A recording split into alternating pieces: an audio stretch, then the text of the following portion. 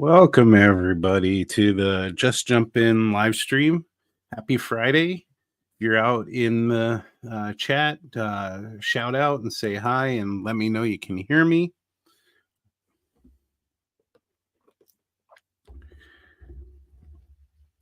Tonight we're gonna move along with the progress of the flat car and a kind of a different show and tell tonight as well. We're going to see if live technology works, and that ought to be interesting. Let me tell you. So let's get started. Again, hey Willow Creek, welcome. Gopher Girl, welcome. And Cal Stevens checked in last night around 7:30. So I think we give him the cookie. I told him it's probably a little stale by tonight. Dwight, welcome. Nice to see you here. I caught your last live stream and enjoyed that. Hi, Mom. Welcome to the live stream. Should I tell everybody it's your fault that I'm not going to have a live stream next week?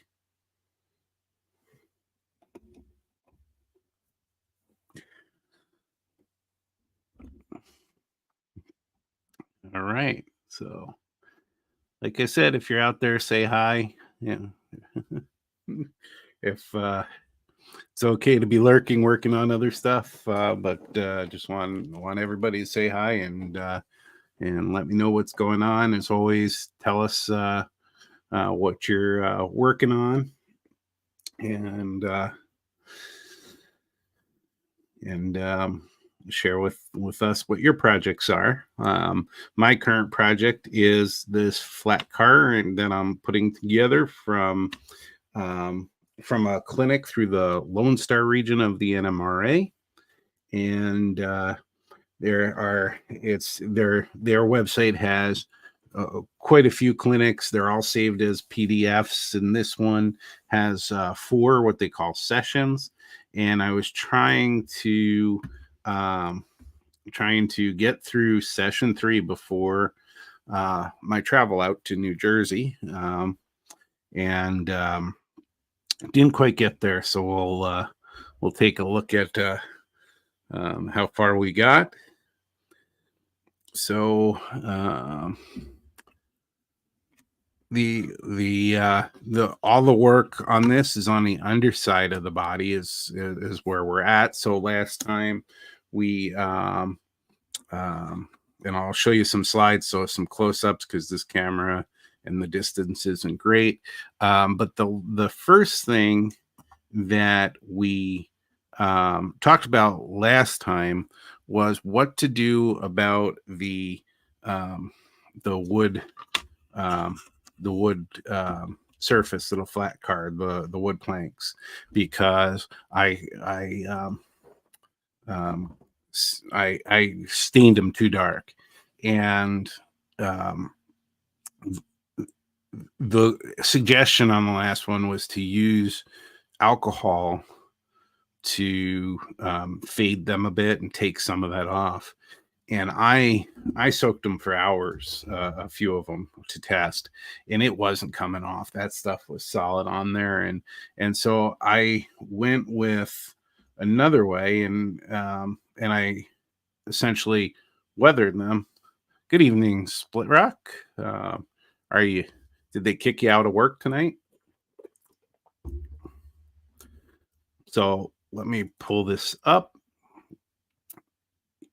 And so here you have on the top left, I started using a white and burnt umber craft paint, and I was dry brushing, in layers. So I went with a light white layer, then the umber layer was next, and then another white layer and another umber layer. Kicked you out after 12 hours and you're still awake. I'm pretty impressed with that. So, um, hey, James, welcome. Nice to see you in here.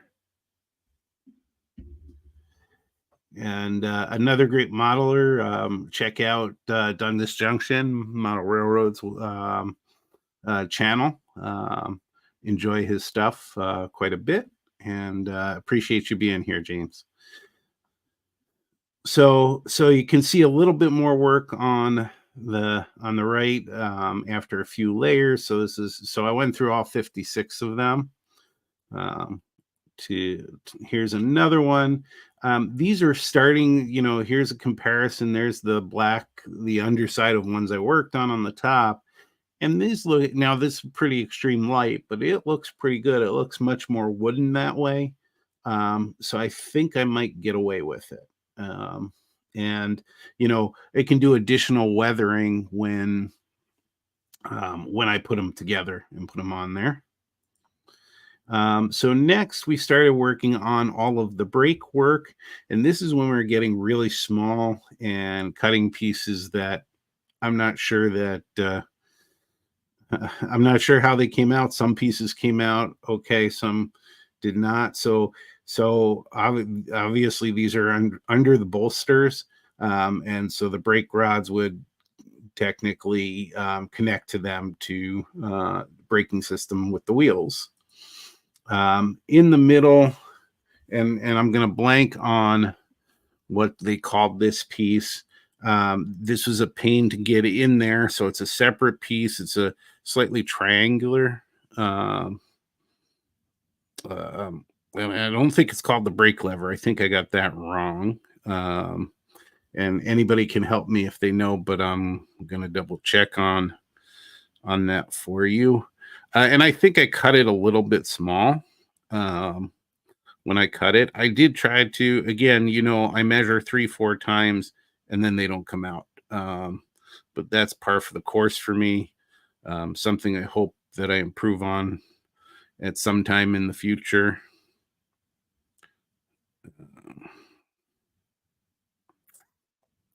Let me see if it's on this one. I don't think it is. I think it's on the next one. All right. So bear with me just a sec. I mean, it's, I get in my head, I got to figure out what they call this thing. So they call it the brake lever. So they do. And so it's a triangular piece, has multiple holes in it. So this was a pain to get through. Hey, Todd Armstrong. Welcome to the chat. Appreciate you coming in. So this piece, because all the beams were glued in already, it was a real struggle cutting down low, because every time you cut on an angle. It's not straight across. So I did a pretty good chop up job on that. I got the piece in. I did it by measure, and it still seems a little bit small, but there is room on either end for the brass wire. And then here's another shot of it, and you can see after I've drilled the holes in here and fed the brass wire through and glued them in place in each part here. Here's another shot of me adding the metal parts. That's the brake cylinder going in. One of the things I struggled with was drilling holes in the metal parts, which it instructed you to do. Yeah, so the other thing, Split Rock, I was thinking of doing, and I don't know if I didn't get them exactly straight, I don't know how it would come out. But yes, I went through the drilling process, and I was going to talk about that. I was thinking that maybe I would cut the brass wire short and just glue it to the ends, those cross beams, then glue the next section, cross beams, and so on. I thought that was a little bit more work. John, welcome. Nice to see you here.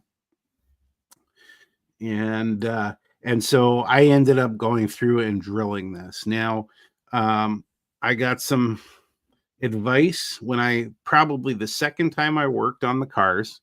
I was working with Dave Hamilton, who's the Twin Cities Division AP chair, and he was also working on the cars at the time. And back then, he um, he he warned me that it would be a good idea to drill some of these holes, um, like through the cross beams and through the center beams beforehand. But the instructions don't do the instructions say put the structure together and um, then um, then drill these holes. But then you don't get these straight holes unless you have an HO scale drill. um, you know so he took some advice from another mmr, and that was to use like a drill and some piano wire. So this is my first opportunity to use my drill from Christmas that I got a new drill because I was sick of using the one that was like 20 years old and couldn't keep a battery charge. So and I'm not sure I have a picture of it in here, but I'll show you that in just a bit of what I did with that. Just more pictures through here of my progress. The other thing besides that was um, there was some positioning here of where the wires went. That was out of position the way I did it, so it's not going to look that pretty underneath.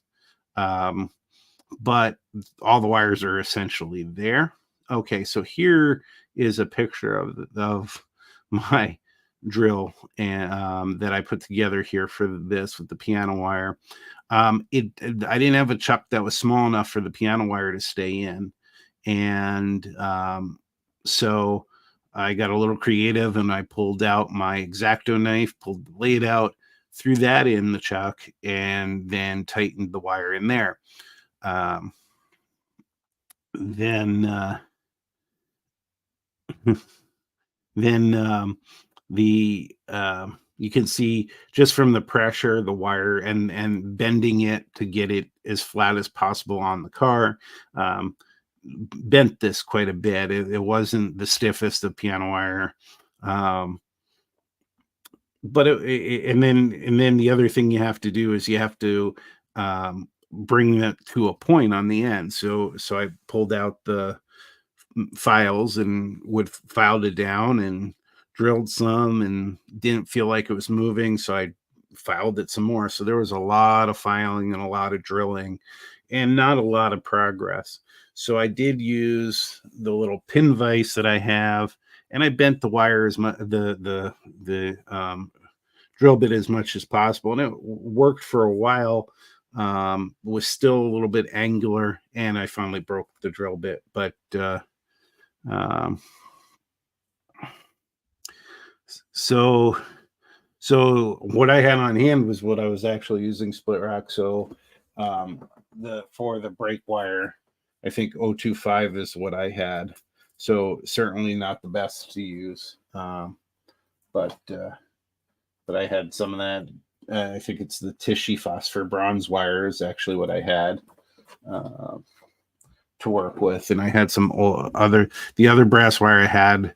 I actually bought a long time ago for this project was this one long thin piece, and it was probably the 015. It wasn't very strong.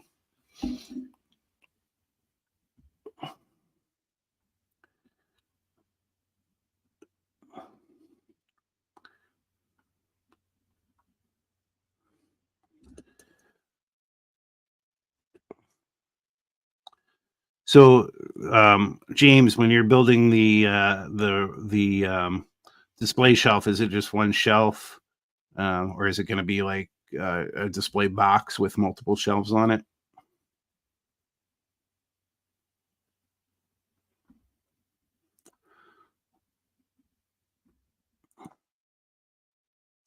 All right. So, moving on. Stop staring at that. Here's some work with more of the this is the air reservoir. So this one I did get some decent holes in the air reservoir.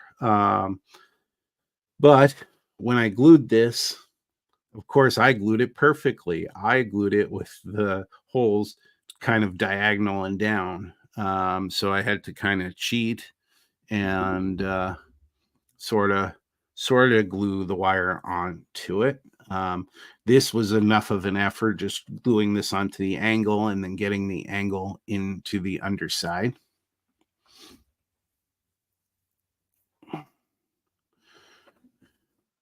Nice, James. Can't wait to see that.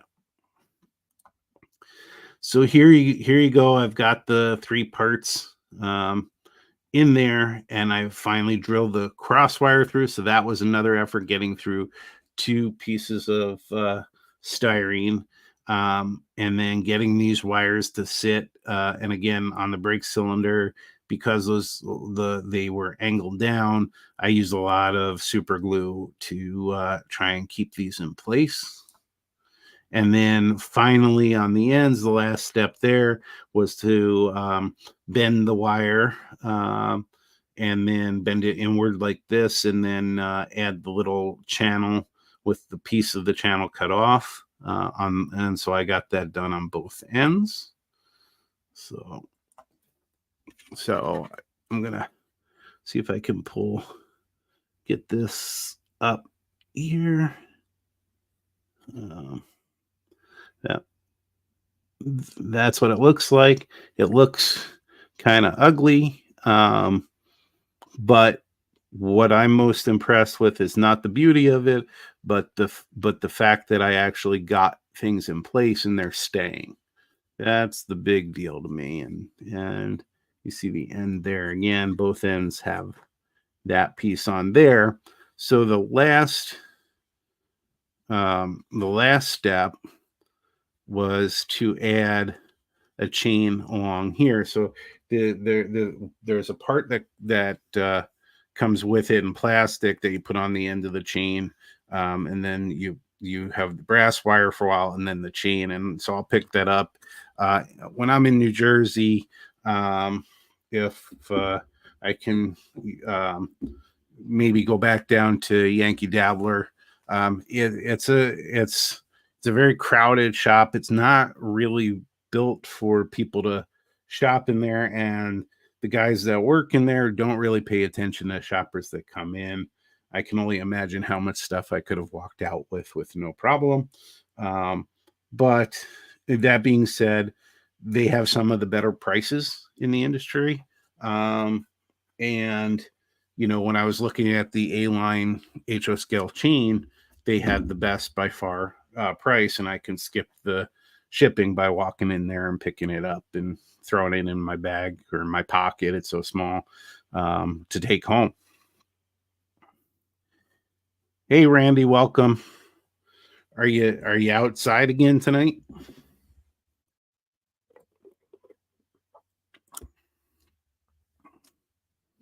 So let's see here. Let's see if I can do a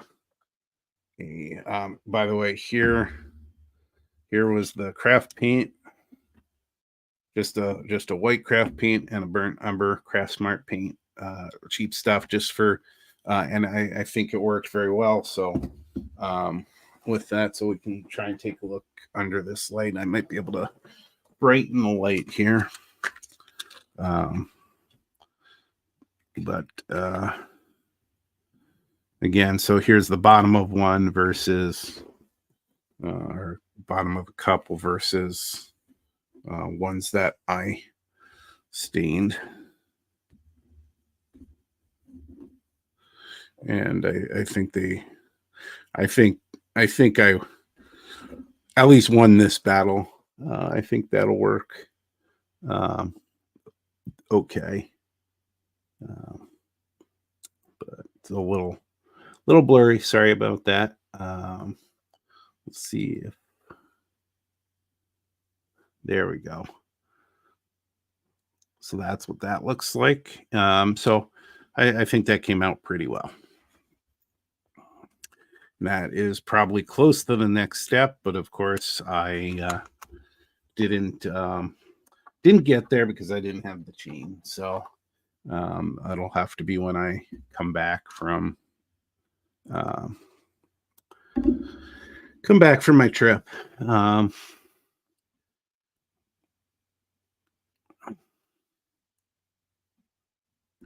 And that 50-foot high cube, is that's a N scale for your layout, or are you doing a project for somebody else? I suppose it depends on your build plate, what you can do as far as the HO scale.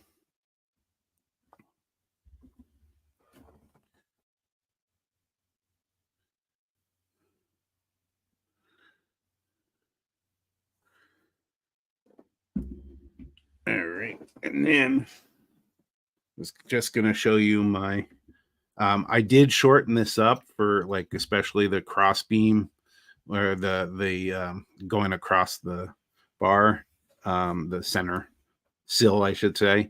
And again, this is just tightened in to the X-Acto knife. And, it really needs to be a lot sharper than it was. And I wish I did some work to somehow get the sides of this at the top just a little serrated to see if it could grab a little bit more. But I powered through it. We aren't going for museum quality because I'm not there.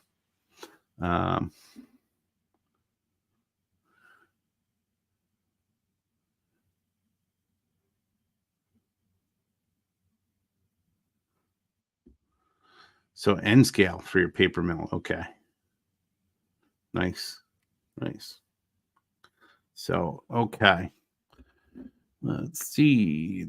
Was there anything else that I went through on that?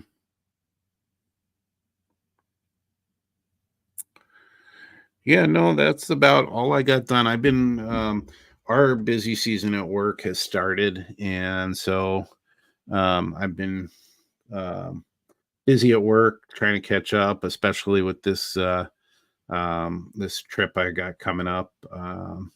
I told them I'm not working on this trip like I've done in the past. I'm turning off the work bit. So. Yeah, James, I agree. The only thing about building what looks good to me is what I'm trying to do with these cars, with this layout that I'm building, is I'm trying to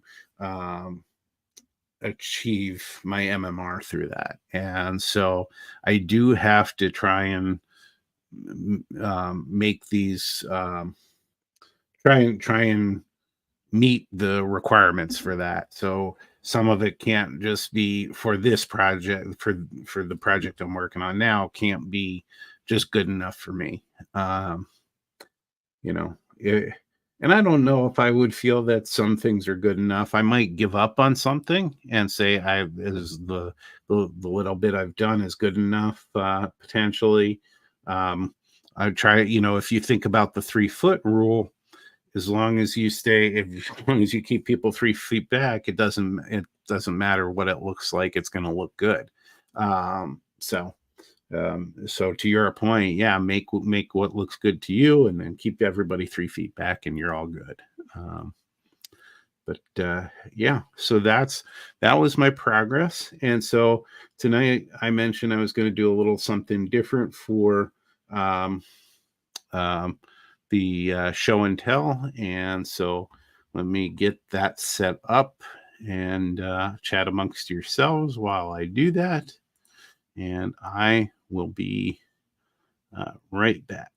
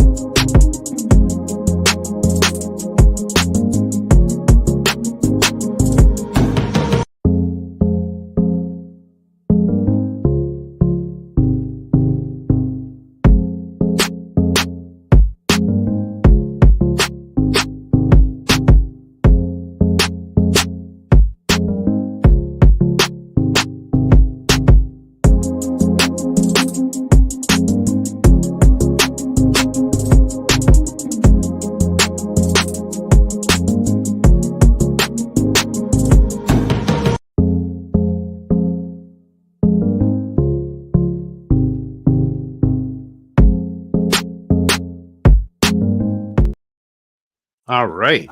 So we are going to try and show you some trains in action on my work table here. We're going to see how well this goes. Let me get rid of, see if I can get rid of.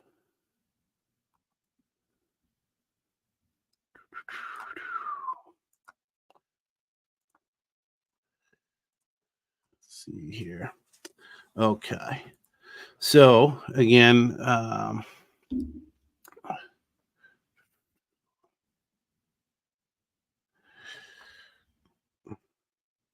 so Dwight, you're not close to the Twin Cities. Where are you again? I can't remember. All right. So on my trip to Chicago last year, I blew out pretty much my whole budget looking for any modern commuter or somewhat modern. I got to stop saying modern because 80s, 90s is not modern anymore. But I picked up a P40 from Athearn, used, very used, and I picked it up for $75 with DCC installed. So it was really rough. I got it working. I got it running a bit better. I couldn't understand why it wasn't running, and the issues that I was having with it. And it turned out that I had to change the settings. I use an NCE power cab. I just have a couple modules, so this is all I need. It's more than powerful enough. And so I messed around and finally got it running. So now that we're live, I'm going to see if it will run. And of course, let's plug it in correctly. There we go. And there you go. So you have headlight and it runs, sort of, like I said. And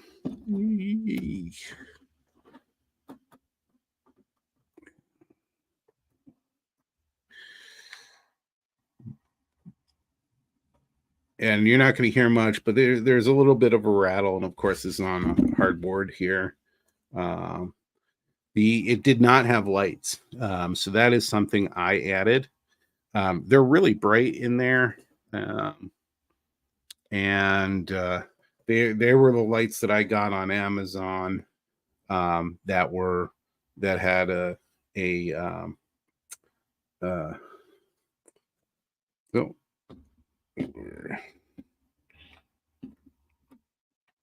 that had what do you call that? Oh my goodness, I lose my words. A resistor. My goodness, why could I not say resistor? But I got it working, so I'm going really slow here, and that's like speed step 1, and it works great. And so I could mess with that a little bit, but this is a really nice model, I think, and to get it for $75 in working order, just needing a little tender loving care, some nice details. I think if I could show you, I like the fan detail. I like that really thin grating on there. I like the grates on the side. And you have the grab irons. Grab irons are a little weird that they're set in, and I don't know I don't think they retracted or anything, but they're kind of set in there. So some decent detail. Obviously, I'll have to get a coupler on the back end there, and to when I'm set to go, it does have one on the front end. So really nice for $75. Really impressed that it was working and everything, and so happy with that. And it came in an Athearn blue box. So obviously it wasn't the original box, but I don't know who Susan is, but it was from Susan's layout. So thank you, Susan, for that. So there you go. So that was the first engine I got. The other one is this one right here, a little bit nicer, an AEM 7, and I'm more used to seeing that on the electrified lines in New Jersey and New York, and on the rails.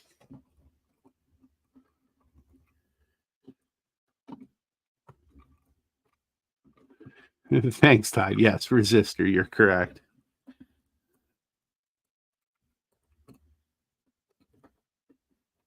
So this is a piece of micro engineering track I got cheaper at a train show, and it's weathered. And boy, am I having trouble getting it on because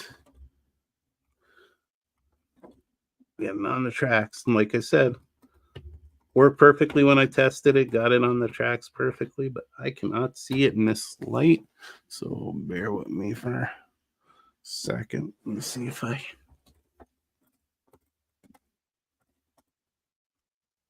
can get it on here. All right. And those the pantographs retract and or extend, I should say, and retract. This is the box information. So, of course, it's blurry, but it's an Amtrak Phase 3 AM7, and it's part of their master line series of locomotives, and it has a lock sound, an ESU lock sound select decoder. So that's kind of like the Bachmann engines has a slightly cheaper decoder in it with a few less functions. And unfortunately, from this camera angle, you're probably not going to see all of the light functions that it has, but we're gonna. So, yeah, it's not gonna. Let me see if you can see it there. So there is headlights. It has marker lights on it too. So if I change direction, and I have to remember what the marker light numbers are. It has marker lights in it. It also has, it says that it has ditch lights, but it's actually on this model, it's running the beacons on top. And that's something I'll be able to show you. But let me pull up, we all say don't read the instructions, but I have to.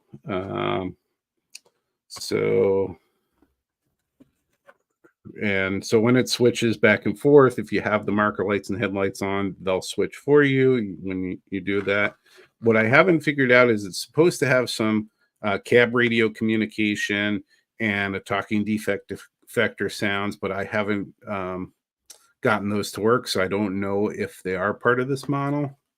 So let's switch direction. So now you can see the beacon lights going. And I don't think it actually has the ditch lights on this one. I think that's that's the issue. So they're wired to the beacon lights. It's preset to have the startup sequence and won't move until you have the startup sequence go through, but it takes a while, and so I didn't love that. So there's directions on how to change that so that you can go ahead and move it. But there you go.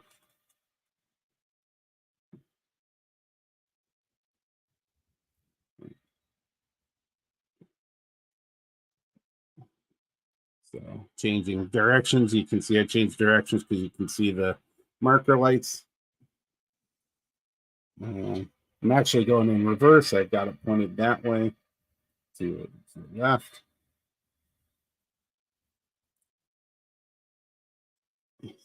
And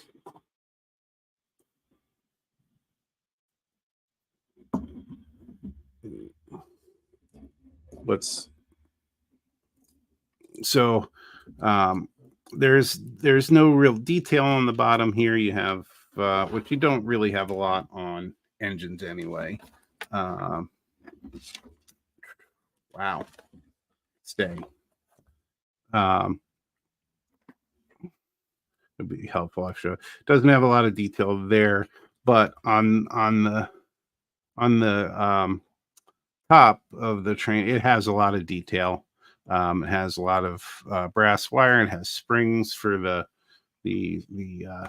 there's the pantograph there, and it has pantographs on either end.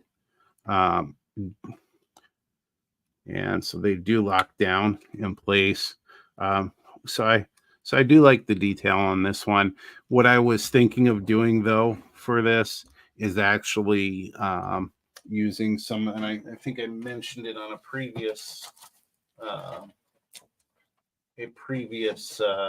live stream, but I was thinking of potentially changing this to a New Jersey Transit engine, which they had these as well.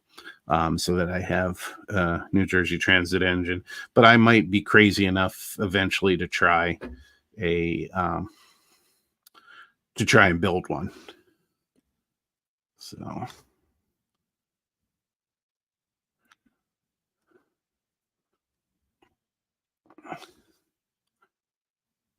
pallet loads.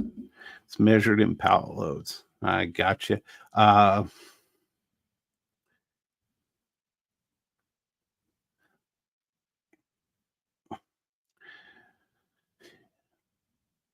So are there any cities, Todd, in Canada that have at least light rail that uses overhead?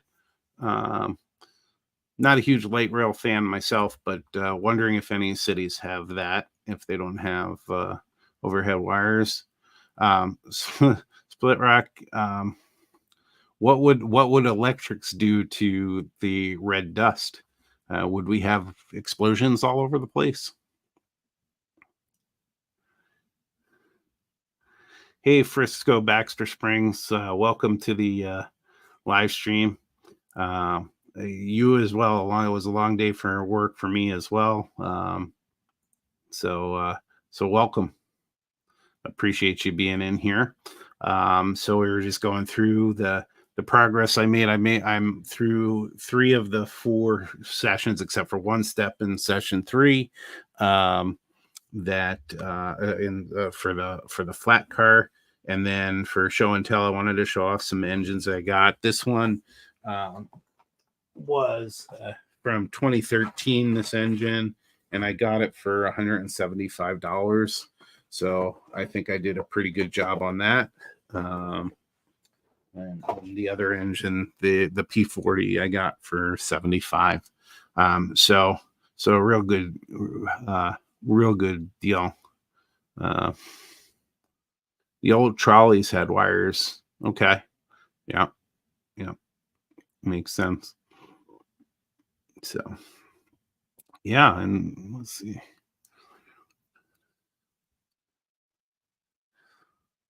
Nothing beats mainline sparks. When I was a kid, you were at Strasburg and saw GG1 painted Penn Central. Okay, so it's a AEM7, but yes, it's an Atlas Gold Line series or Master Line, sorry, series Amtrak AEM7. But yes, that's correct. So GG1s, lots of people like them. I don't tend to like any engines that are center cab engines. I don't know what it is, but I just don't like the look of them. And I mean, they ran, they were all over um, um, you know, um, New York, New Jersey, and in the past, but a little past where I'm from. So I'm more in the world of the AEM sevens and others like that, and the P40s and P42s, and um, that's kind of my era. So my opinion's usually not popular when it comes to that. The other thing, so I have this love-hate relationship with steam engines too. I don't love seeing steam engines out on the railroad. Um, and they don't, as a running engine, they don't do anything for me. But what really intrigues me is um, with steam engines is all of the parts. And when you watch some of these historical societies and do restoring these things and having to do the work they have to do, it's pretty amazing how many parts go into an engine like that. And yes, an electric engine or a diesel have huge amounts of parts, but it's just really to think about the ingenuity to create an engine like that and put it together, and um, you know, and the time it was done when there wasn't mass production and things like that. That's pretty cool to me. Yeah, Todd, I was saying earlier, is this really a modern engine if it's 40 years old? Um, I think in the world of model railroading, it's probably a modern engine. Um, but um, so I say that I won't model modern. So what I'm trying to model is the late 80s, early 90s, mostly the early 90s when I took New Jersey Transit to and from New York.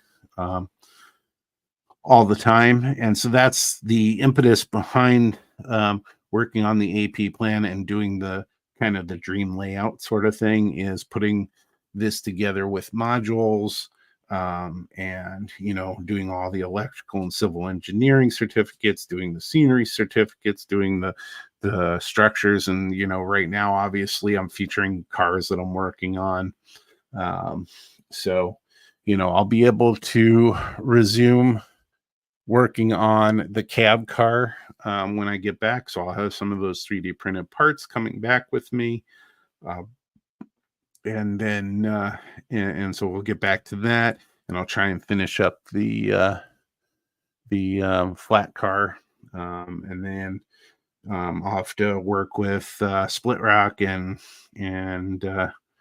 Dave Hamilton and see if I can, at one of the next meetings, or that I have one of these done or both of them done, get them evaluated for credit towards rolling stock. Okay, I'll go with that, Todd. Anything newer than the 50s. Um,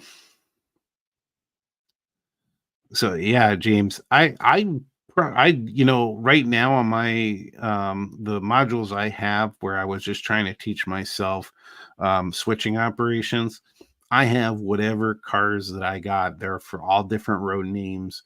I'm sure they're different eras because of their sizes and things like that. And I just wanted to learn, and so I run whatever I have as well. Yep, same Dwight. Just run whatever you have. Um, but one of the certificates is prototype, so that's one I could earn doing what I'm doing.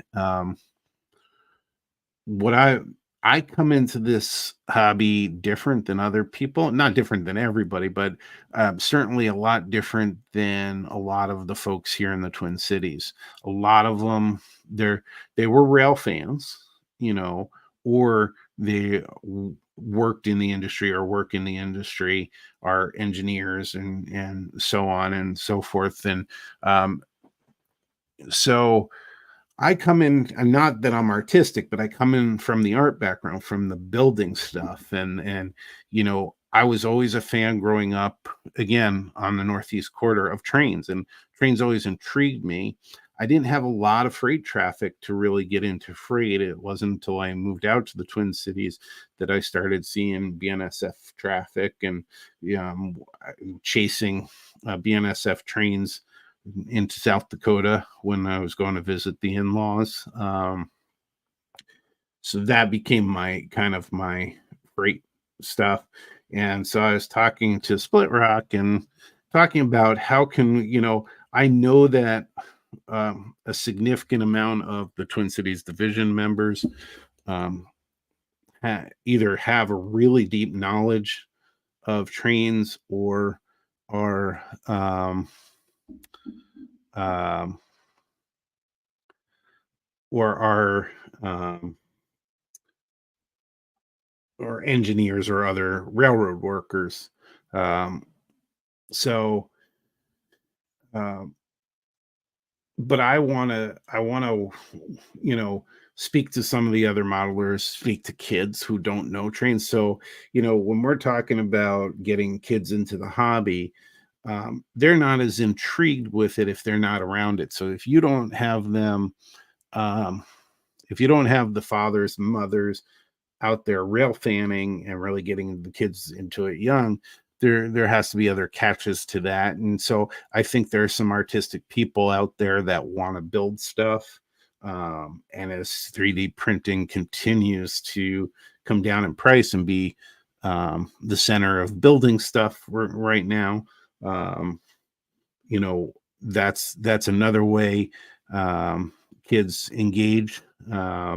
So I think it's important to get to understand trains if you're actually modeling them. And I didn't know what really, and I don't even know if I know what a cut lever is, or I don't know which horn goes on which engine from which era. I don't, I've have to have explained to me what all the numbers and letters on an engine name mean number of times before I get it.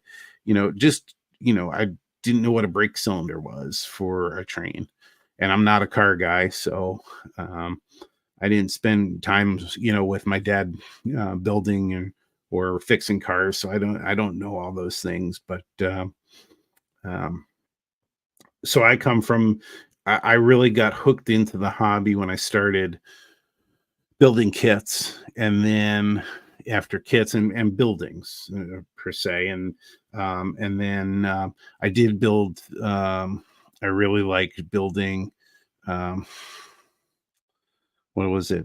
Accurate kit, because it was really rather simple to build, and it gave you the satisfaction that you were putting it together yourself. And even you weren't molding the pieces or anything, but you're putting it together, you're gluing it together, you're going to make sure it runs and is even and level and all of those things. And so I got into that.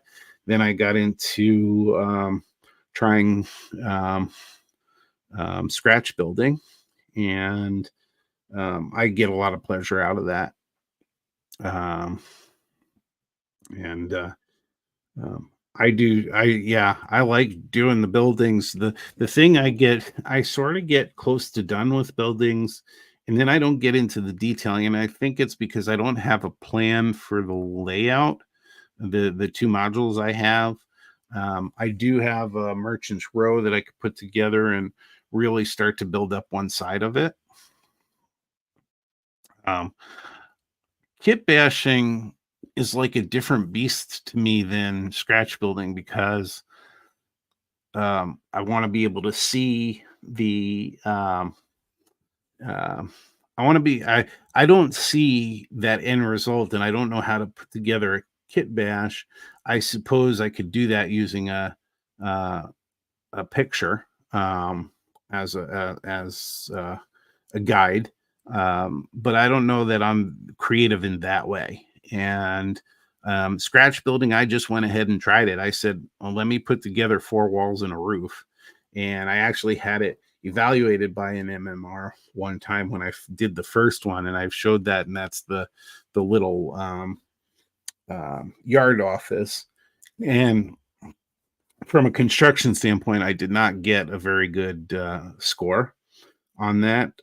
From a scratch build, it was all scratch build, so you get a few points for that and things like that. So, but the idea was just doing it and doing a yard office, because there's no model of a yard office, as far as you don't see the same type of yard office anywhere. It's what they build, whatever they build for whatever works. So that was an easy way to just build a building. Hey, Monsville, welcome. Nice to see you here. Um, so, again, I was showing off some of my purchases from last year to go on my Northeast Quarter layout at some point. So, an AEM7, this one has sound in DCC, and this one is a P40. This has sound and interior lighting. I'm sorry, not sound. It has DCC and interior lighting. This one was a rough starter. Had to clean it up quite a bit, and it runs fine. I think it needs to warm up a little bit as well, and having track set in place would be helpful, as well as this one's kind of all over the place. But yeah, so that was my show and tell tonight. So yep. That's correct. That's a phase 3. Yep, you got it. That's the other thing too, is, I've been reading about and working on the cab car. I know that that's a Comet 4, and I know there's Comet 1, 2, 3, and a 5 right now is out there. I know that before Comets there were Arrows, but I'm not good enough to pick up like you did, Baxter. That was a phase 3. But this one's a nice engine, and this is kind of the ones I remember. There were a couple of engines out there. I want to say they had and again, here's where my lack of knowledge on the engines, but I wanted to say there's was that one of those SD42s or something like that, that Amtrak has used, and they've been around. I just don't remember seeing them, but I know they were around. I know they were on the end of some of these trains, and I look back at the videos now from those times, and they're out there, and there was just a variety of trains they went through. I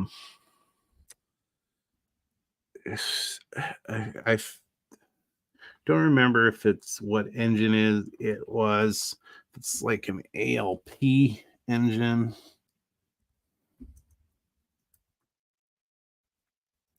So I don't know. I mean,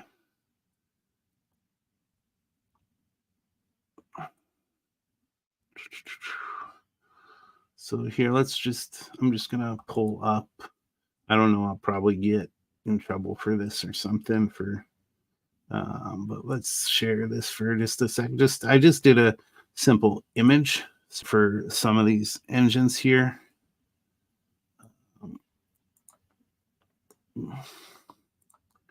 But there's all kinds of different engines they had over time, and the more modern ones, I didn't ride those. The ones that you see here with I've ridden bi-level cars before, but not on New Jersey Transit. They came after I had moved away. Here's one of those. Here's one of the engines here that, like I said, maybe I could change the paint scheme on there to be New Jersey Transit. Here's another one up here that's an ALP 44. So that's what you're seeing here.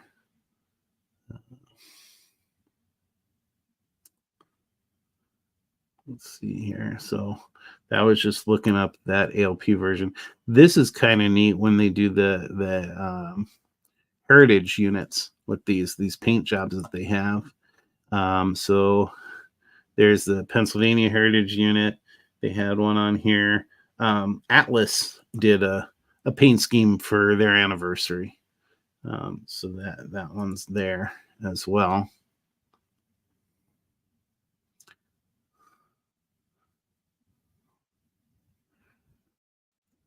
P42 in Arizona, um, on the Sunset Limited in Southwest Chief. So, um, I'm used to the P42s from taking trips from Minneapolis to Chicago and on to New Jersey in the past. So I kind of like those, and I had one in N scale. Um, and I have it still. I haven't sold it. I got a set of cars, and so I have a P42, and that was my favorite engine. It was a Cato engine or Cato engine, and it worked fantastically well. In scale, it worked better than any engine I've had so far in HO scale. So I'm a Cato fan. I've had trouble with other engines, and I've had another Cato engine that worked just perfectly well. But I have I see the P42s going across country on Amtrak for sure. Um, so Amtrak is also popular out. I believe in California, there's one that's like a north-south type train. Uh, so let's see here if there is any other. Um,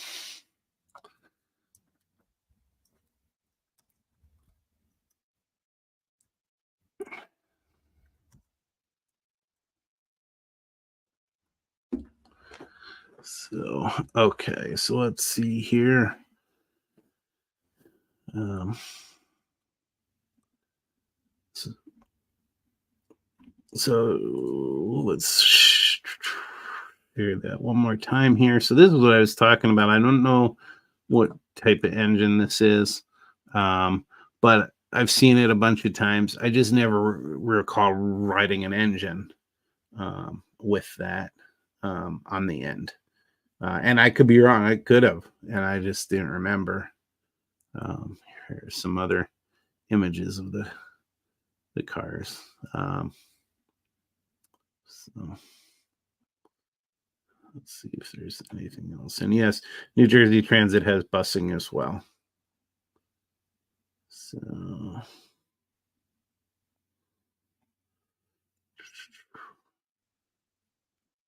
yeah, you can see some old buses and things like that here as well.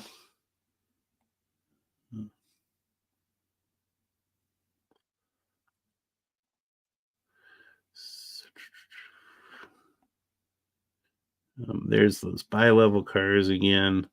I don't know if any of you know this, but these are path trains. So these are uh, so Port Authority Trans Hudson is where path trains. These are commuter trains, and they're a short distance going between New York and New Jersey. Um, and I never rode those because I'd have to drive all the way up there, and I'm close to New York already. But people that live in Hoboken or across the river will take the path trains. So.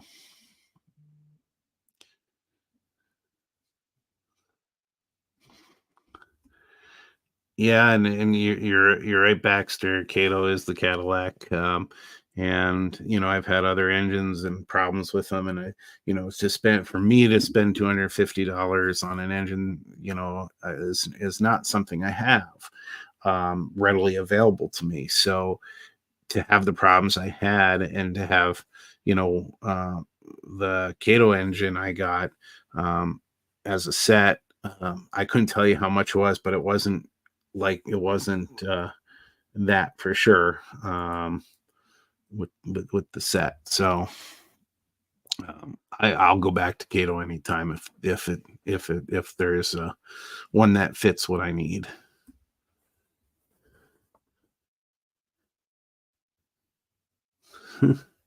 when you think of heritage, what I'm afraid of is when they start having something like this or this becoming heritage, because then that's when that's going to hit me.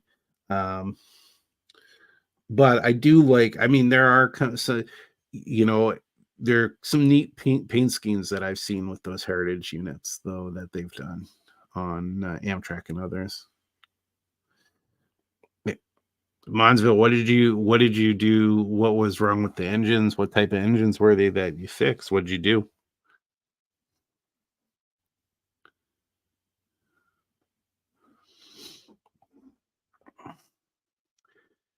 The last bi-level trains that I rode were in Chicago. They're Metra bi-level trains.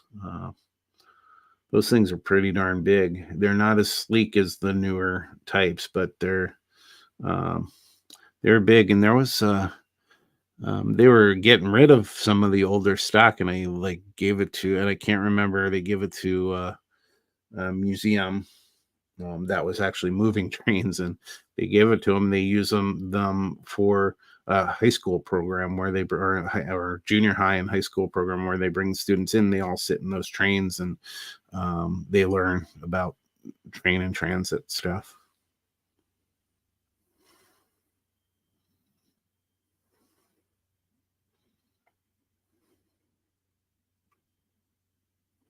So, yeah. So what else are folks working on tonight? I'm working on doing laundry and getting ready to for my trip. Um, I'm planning to there's not much going on in the model railroading world out there. They have a group in southern New Jersey, Philadelphia area, Delaware area, where they have a bunch of open houses, but it doesn't start till October. So I missed that. The New Jersey division is having a one of their meetings with a clinic. So I'm going to see if I can hook on and go to that on Saturday the 14th.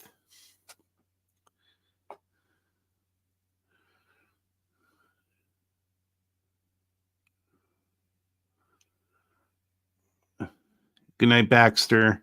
Have a good weekend. Oh, Split Rock. That's my new nemesis. I don't ever want to do shingles. The uh, Gopher Girl was just working on one of her Lego projects that actually had Lego shingles on there, and it made me physically sick to watch her do those. Yep, I see. Well, Creek, I did see that you were working on that crane, so that's nice. That's coming along.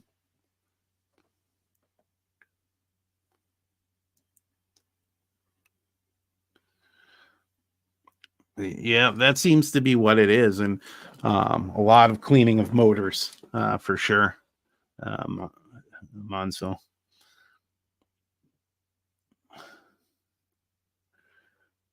Airbrushing? Are you when you say airbrushing because of the nice weather? Are you outside airbrushing, Will Creek?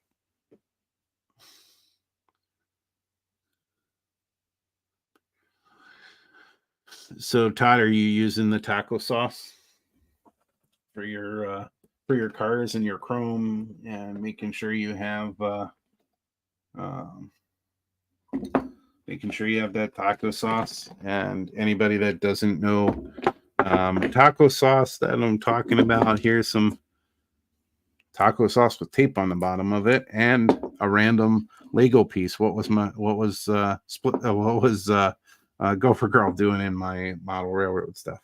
But that's taco sauce. If anybody doesn't know, that is the panel liner. Works great. I make a mess of it because that's me. But I'm getting a little better at it. So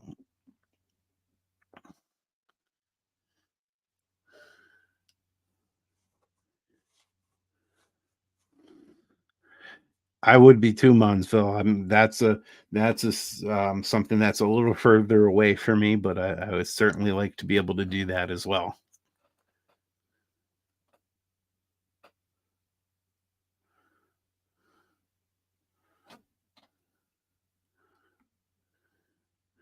Yeah, it does aid with drying. You're correct, uh, but I was just watching one of my favorite people to watch on the YouTube for airbrushing advice is a, a guy that has a channel called Airbrush Asylum. He does a good job explaining things and showing technique and talking about practice and showing practice stuff. Um, So if anybody wants to see somebody, and of course he's advanced, so what he does looks really good. But I like the advice he gives as far as practicing, and I've done some of his practice techniques and things, and I'm by no means good at it, but it certainly does help. And so check him out.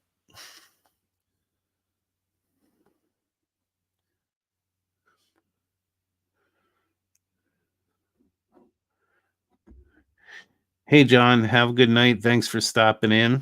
Um, One of the quieter times I've seen from you, but we all have those nights. So have a good night, John.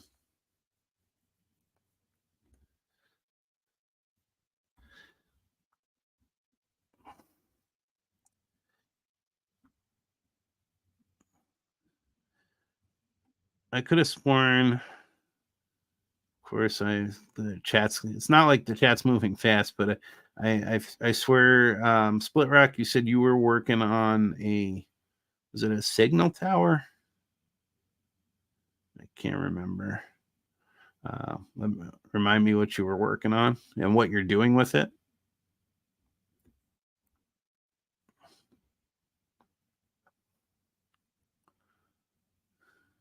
Interlocking tower. And painting your depot. Are you graffitiing it like I do? Like overkill graffiti?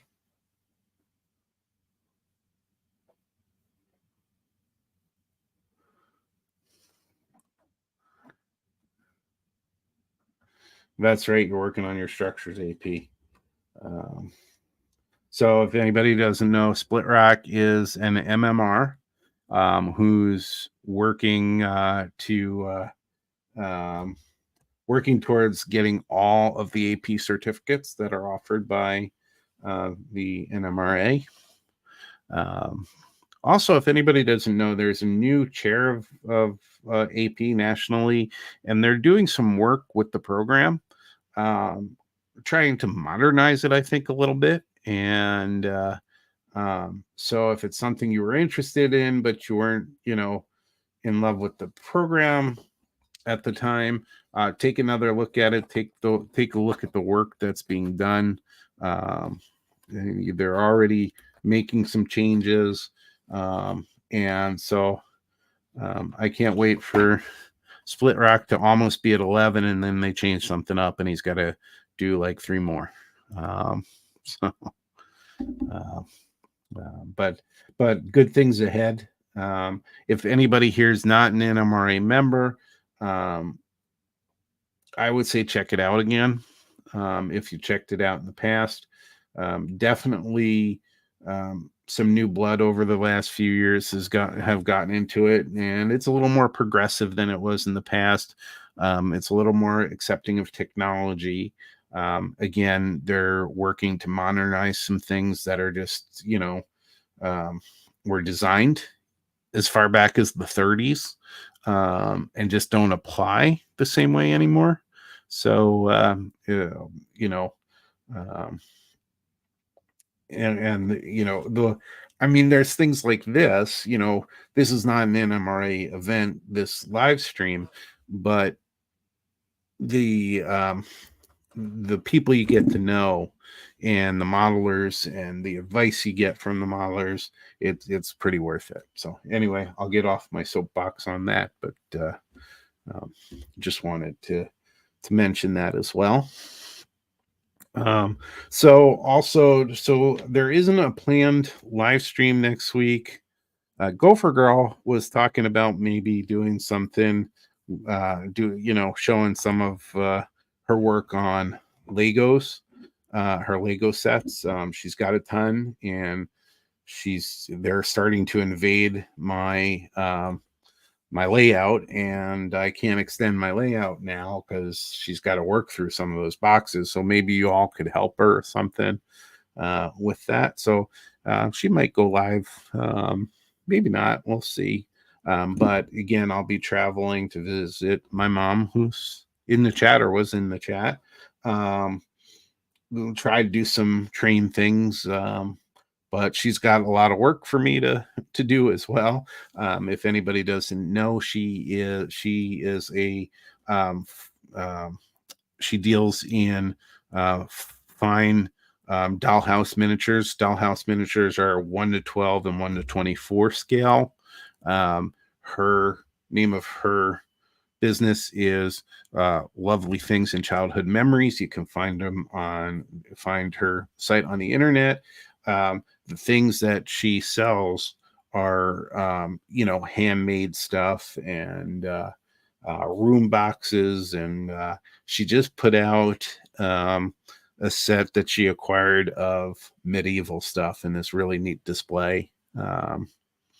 So hey, Monsville, have a good night. Have a good weekend. We'll see you in a couple weeks back here.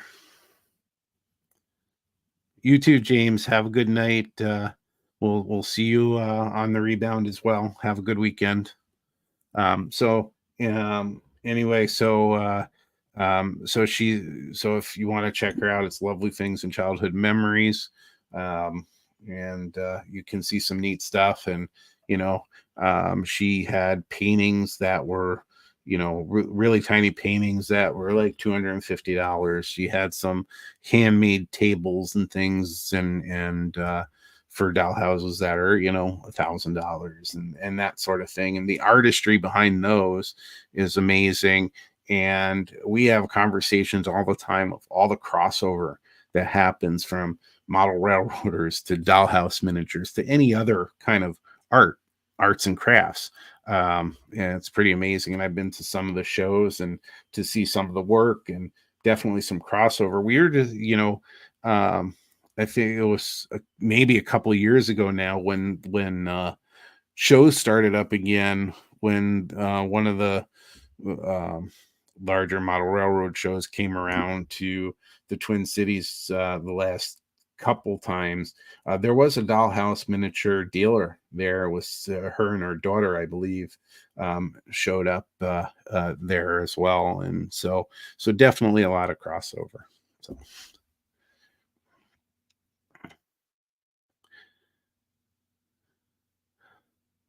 All right. So with that being said, we are coming in at about an hour and 20 minutes, and so I'm gonna go change the laundry and get packed up. So before I go, just a reminder to those of you in the Twin Cities, or if you're going to be in the Twin Cities tomorrow, 9 a.m. to 1 p.m. The Twin Cities is hosting the a trunk sale, and it's literally bring your railroad or model railroad stuff, throw it in your trunk, open your trunk, sell it, or throw a table out and sell it. We had a really good show last year, great weather. I think it's going to be a little bit cooler to start the morning tomorrow, but come on out, and it's kid friendly. It's free. Just show up and spend some money, get some trains, get some get some railroad memorabilia, and have a good night, have a great weekend. Remember to just jump in, and we'll see you on the rebound.